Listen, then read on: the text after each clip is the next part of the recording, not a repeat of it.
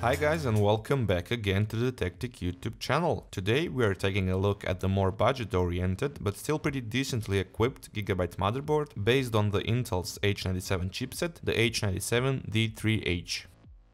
This is the latest Haswell Refresh 1150 socket-based chipset, which has a bit lower amount of native features compared to the Z97 chipset, but as we said, Gigabyte still managed to make this model a pretty compelling product considering the price.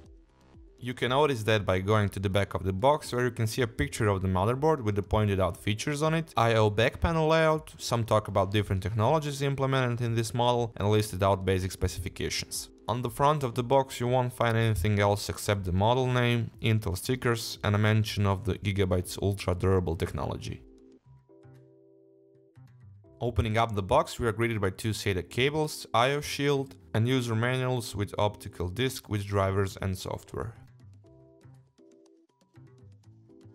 And of course, here we have the motherboard.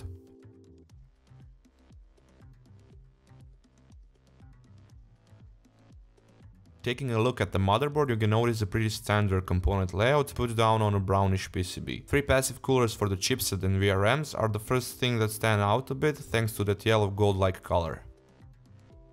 Right next to the socket you can see 4 standard DDR3 RAM slots for up to 64GB of RAM. Coming down from the socket there's an M.2 slot, which is a rare sight for an H97 chipset based motherboard. Speaking of rare sights, this model also has one SATA Express port next to the 4 regular SATA 3 ports in the bottom right corner, so total 6 of them if you count in the 2 from SATA Express port.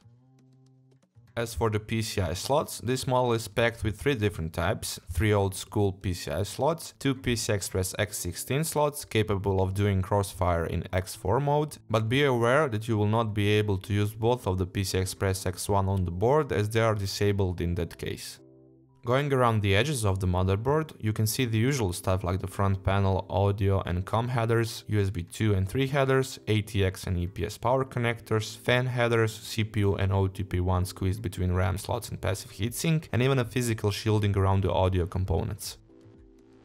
As for the I/O connections, on the back we have a pretty fair and usual amount of ports, starting from the USB 2 and PS2 combo connectors, VGA, DVI-D and HDMI video outputs, 4 USB 3 ports beneath the Gigabit LAN port, and of course analog audio in and out connections. Thank you guys once again for checking out our unboxing and quick preview of the Gigabyte's H97-D3H motherboard. Feel free to give us a thumbs up if you like this video, leave a comment down below if you have any questions about the product, and of course, if you would like to see more content like this you can subscribe to our TechTech YouTube channel, or you can check out our other videos from before.